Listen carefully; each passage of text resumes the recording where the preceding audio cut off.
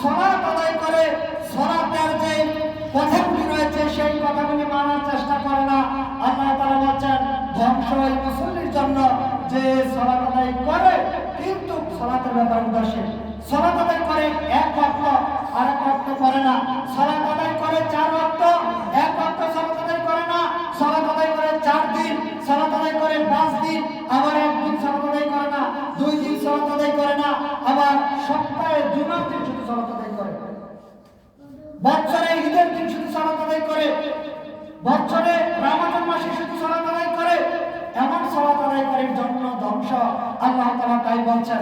সম্মানিত উপস্থিতি, বলছিলাম যে রাসূলুল্লাহ সাল্লাল্লাহু আলাইহি সাল্লাম বলেছেন যে ওয়াশাবুন নাশাফি ইবাদাতিল্লাহ ওয়া রাজুলুন কলবুহু মুআল্লাকুন ফিল মাসাজিদ। 3 নম্বর হচ্ছে ওই ব্যক্তির জন্য আল্লাহর আরশের নিচে ছায়া থাকবে যে ব্যক্তির অন্তর সদা সর্বদা মসজিদের সাথে সম্পৃক্ত। 4 নম্বর হচ্ছে ورجل قلبه معلق في المساجد ورجل تحبب في اجتماع عليه وتفرق عليه। এমন ব্যক্তির জন্য যে একজনের সাথে আরেকজনের সম্পর্ক, একজনের সাথে আরেকজনের দেখা সাক্ষাৎ এগুলো শুধুমাত্র আল্লাহর সন্তুষ্টির জন্য, আল্লাহকে রাজির জন্য, আল্লাহকে খুশির জন্য, একজন আরেকজনের সাথে সম্পর্ক তৈরি করে শুধু আল্লাহকে পাওয়ার জন্য, আল্লাহর ভালোবাসার জন্য। যে ব্যক্তি আল্লাহর জন্য মানুষের সাথে বন্ধুত্ব করে, যে ব্যক্তি আল্লাহর জন্যই যে ব্যক্তি মানুষের সাথে শত্রুতা পোষণ করে, ওই ব্যক্তিকে আল্লাহ তাআলা আরশের নিচে ছায়া দান করবেন, যেই দিন আল্লাহর ছায়া ব্যতীত আর কারো কোনো ছায়া থাকবে না। ওয়াযাকারাল্লাহ খালিয়ান ফাকাদাত আইনাহু। 4 নম্বর এমন ব্যক্তির জন্য যার জিহ্বা সদা সর্বদা আল্লাহর জিকিরে অভ্যস্ত, যার 2 চক্ষু দিয়ে অশ্রু প্রবাহিত হয়, এমন ব্যক্তিকে আল্লাহ তাআলা আরশের নিচে ছায়া দান করবেন, যেই দিন আল্লাহর ছায়া ব্যতীত আর কোনো ছায়া থাকবে না।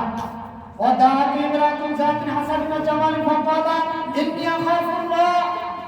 6 নম্বর হচ্ছে এমন যুবক, এমন যুবতী, এমন ব্যক্তি যে কোনো সম্ভ্রান্ত কোনো পরিবারের কোনো মেয়ে হতে পারে, কোনো সম্ভ্রান্ত পরিবারের কোনো ছেলে, কোনো সম্ভ্রান্ত পরিবারের কোনো মেয়ে যদি কোনো যুবককে নিজের চাহিদা মেটানোর জন্য ডাকে, আর ওই যুবক যদি বলতে পারে যে ইন্নী আখাফুল্লাহ, আমি আল্লাহকে ভয় করি, তুমি আল্লাহকে ভয় করো, যদি এই কথা সে বলতে পারে, তাহলে ওই যুবককে আল্লাহ তাআলা আরশের নিচে ছায়া দান করবেন।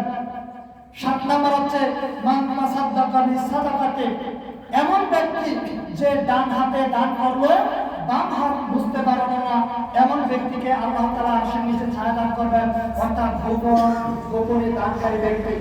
এই 7 শ্রেণীর লোককে আল্লাহ তাআলা আরশের নিচে ছায়া দান করবেন, যেই দিন আল্লাহর ছায়া ব্যতীত আর কোনো ছায়া থাকবে না। আল্লাহ সুবহানাহু ওয়া তাআলা আমাদেরকে এই 7 শ্রেণীর ব্যক্তিদের অন্তর্ভুক্ত হওয়ার তৌফিক দান করুন। আমিন। আকুলু কওলি হাযা আস্তাগফিরুল্লাহ ওয়া আতুবু ইলাইহি। যারা পড়ে এসেছেন সুন্নাত আদায় করবেন।